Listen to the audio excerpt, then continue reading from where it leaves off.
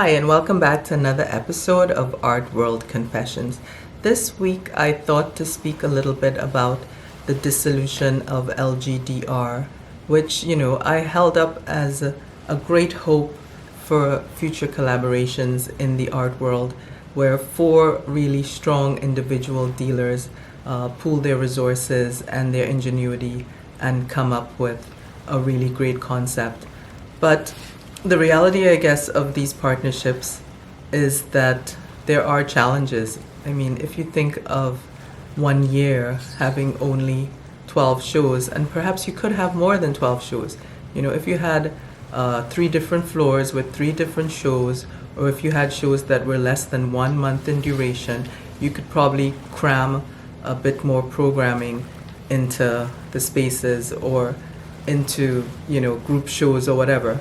But for whatever reason, they decided it was better to move on with their own individual stuff, or at least one of them is moving on back to her original concept and gallery. And,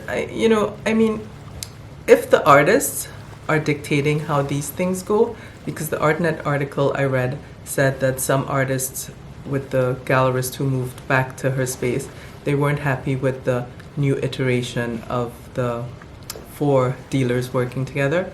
So if the artists are dictating how these galleries form themselves, then perhaps it's a good thing that the dealers pay attention to what the artists want and how they feel comfortable showing their work, and go back to doing, what they do best, which is supporting these artists. At least that's how it works as a primary market dealer.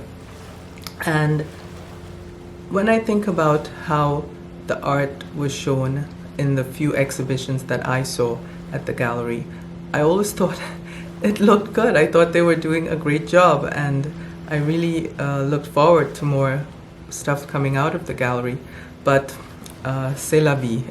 You as an outsider never know what's happening on the inside of an organization. And I guess it's the same for personal relationships. When you look at a couple or when you look at a family, you never really know what's going on behind closed doors.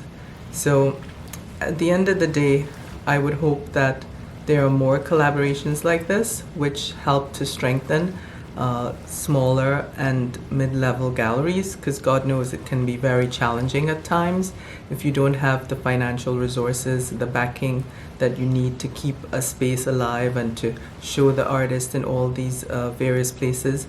The article mentioned one thing about showing in art fairs like Art Basel or whatever. And after the pandemic, there was a big movement towards focusing on local communities and the galleries of local neighborhoods and stuff like that. And the idea that, okay, all of this excess travel, what is the point? And showing all over, in this digital age, we don't really need to. But the truth is, the artists like having their work shown around. They like having their work at these art fairs and in international venues all over the world. And a gallery can't really afford to not participate in these fairs with the assumption that, everyone will look at a work online and purchase it like that.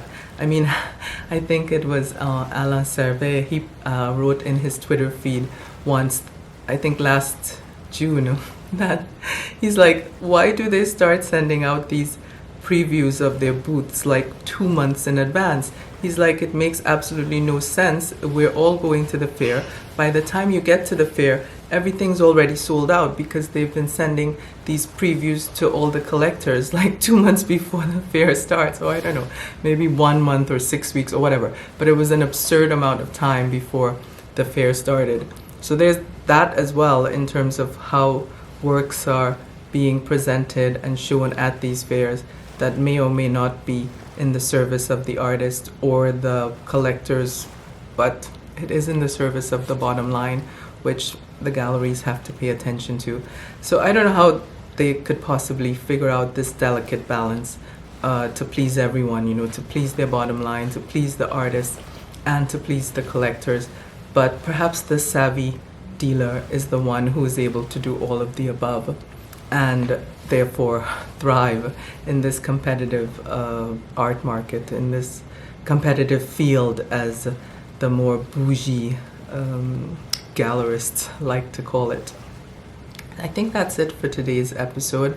I was planning to take a little break from this whole presentation, Art World Confessions, but I probably will do a few more episodes as they become obvious to me, but I might also just pivot and do some more of the Bees and Honey podcast, which I think some people in the community really appreciate. So thanks for being here. Please like, share, subscribe, hit the bell notification button so you know when next I upload another episode of Art World Confessions. Have a great end of summer, and I'll see you again soon on another episode.